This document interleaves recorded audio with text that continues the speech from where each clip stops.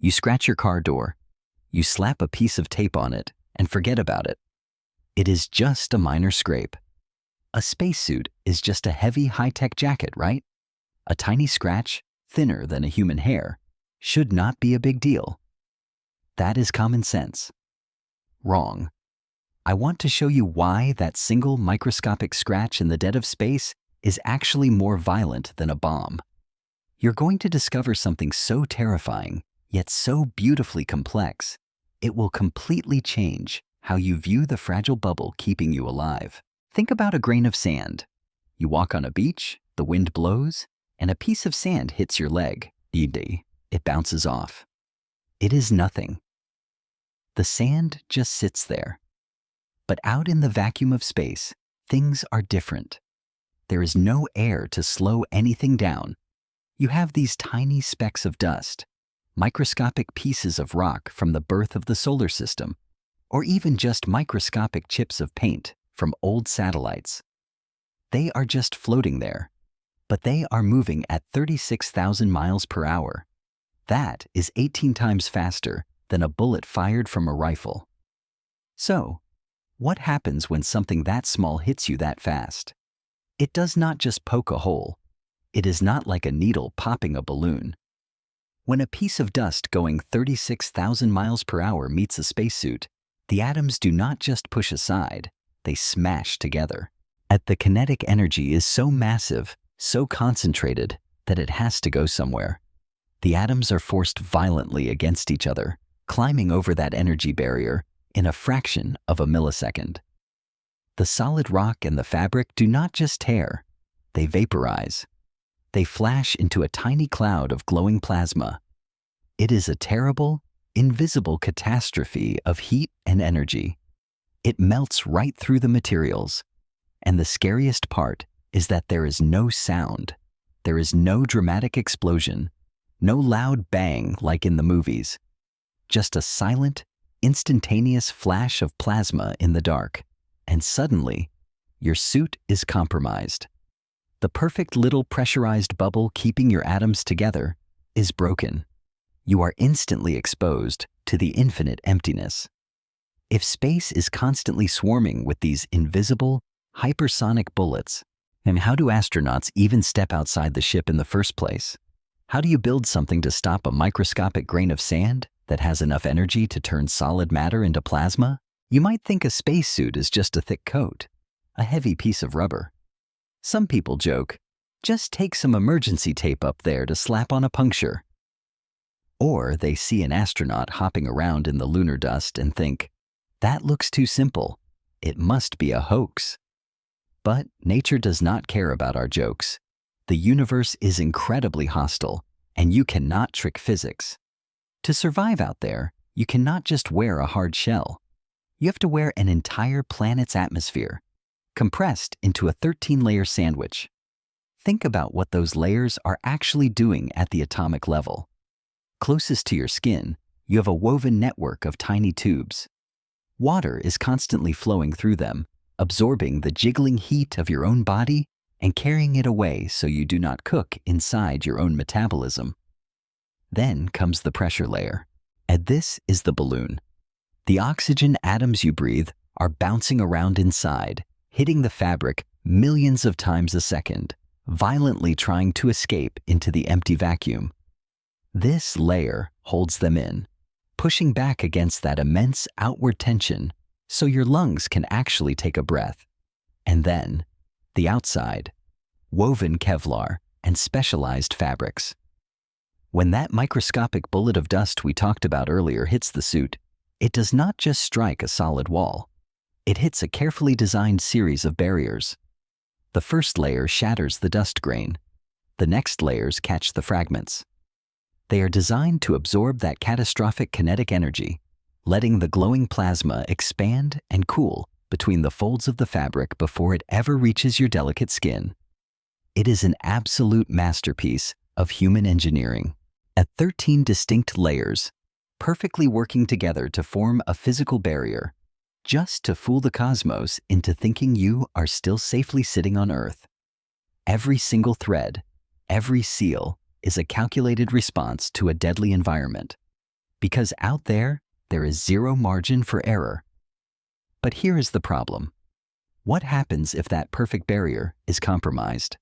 If a scratch goes just a little too deep? What actually happens to your body when that 13-layer sandwich gets pierced and the vacuum gets in? So imagine the suit is punctured. The 13 layers have failed. Movies tell us your body will instantly explode or turn into a block of ice. It is dramatic, but it is wrong. The reality is much stranger and, in a way, more intimate. But here is the problem. Most people think of boiling as something that only happens when you add heat. You put a kettle on the stove. The fire makes the water molecules jiggle so fast they break free and turn into steam. But boiling is not just about heat. It is about a tug of war. On Earth, the heavy blanket of air, the atmosphere, is constantly pushing down on you, holding your liquid bits together. It keeps the molecules in place. When you remove that pressure, when you step into the vacuum, the tug of war ends. The air stops pushing. Suddenly, the liquid on your body does not need heat to boil, and it just needs to be free. Now, here's the twist. Your blood? It does not boil. Not yet. Your heart and your veins are a closed, elastic system. They keep the pressure up, holding your internal fluids in a stable state. But anything exposed to the void? That is a different story. The moisture on your tongue, the thin layer of liquid on your eyes, the mucus in your throat, those molecules suddenly have nothing holding them back. They start to jiggle and snap away into gas instantly. It is a cold boil. If you were there, you would feel the water on your tongue literally sizzling away at room temperature. It would feel like you just took a sip of a boiling hot cup of coffee, but without the heat. Your own saliva is turning into steam inside your mouth. And inside your lungs, it is even more intense. The blood vessels there are so thin, so delicate, that the oxygen starts to bubble out of your blood like a soda that has been shaken and suddenly opened. It is a quiet, microscopic catastrophe happening in every wet corner of your body. So, what do? Your instinct is to hold your breath, right? To save that last bit of air? Well, that is the most dangerous thing you could possibly do. So, you are in the vacuum. Your suit is torn. Your instinct, your very first biological command, is to hit mot höj that so, to take a giant breath and hold it. You want to save that oxygen. You want to keep the air inside your lungs. But in space, that instinct is a death sentence. Here is the problem. Your lungs are essentially two delicate balloons made of thin tissue. On Earth, the pressure inside your lungs and the pressure outside your body are balanced. They are pushing against each other equally. But once that 13-layer barrier is gone, the balance is shattered. The air inside your lungs is now under much higher pressure than the empty void outside. If you hold your breath, you are trying to trap that expanding air. But the physics of the vacuum are relentless. Those oxygen molecules are jiggling with so much energy and trying to escape that they will simply rip through the delicate walls of your alveoli. Your lungs do not just deflate, they pop. They tear apart from the inside out in a silent, internal explosion. It is a terrible snapping of biological structures that can never be mended. To survive, you have to do the one thing that feels like suicide. You have to exhale. You have to let the air go. But then, something even more bizarre happens. As the gases in your soft tissues expand, your body begins to swell. You are not going to explode like a bomb. Your skin is incredibly tough and elastic, a masterpiece of biological engineering itself. It will hold you together. But you will grow. You will puff up, your tissues expanding until you are nearly twice your normal size. There is a famous story of Joe Kittinger and a man who went to the very edge of space in a balloon. His right glove leaked. His hand was exposed to the near vacuum for hours. It swelled to twice its size, becoming a painful, useless lump of flesh. But when he returned to the pressure of Earth, it went back to normal. His skin held.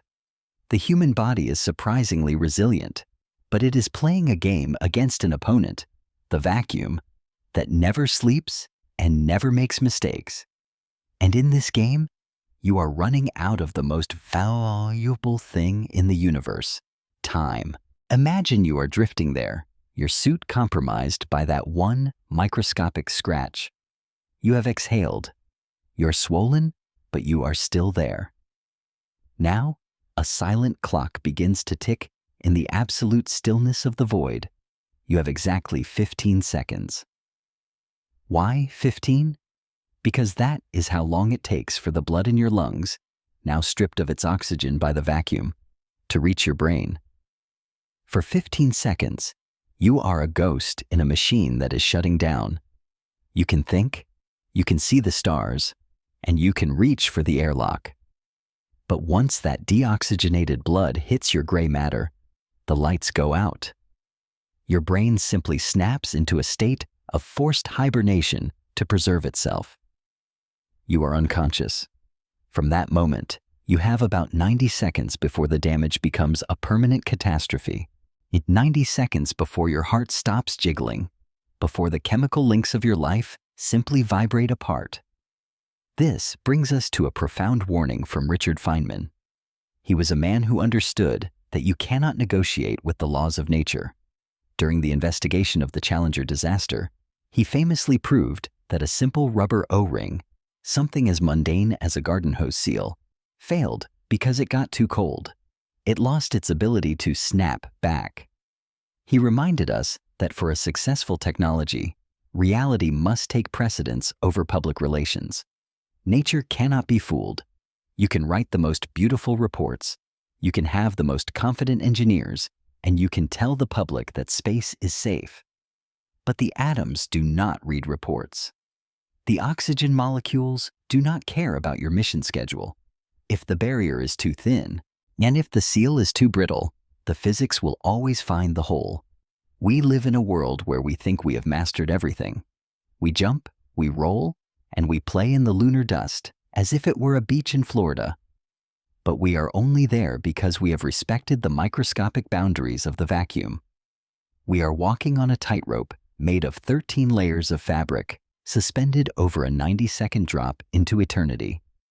But if the vacuum is so hungry to tear us apart, how is it that the very stars above us, huge, jiggling balls of fire, can exist in that same emptiness for billions of years?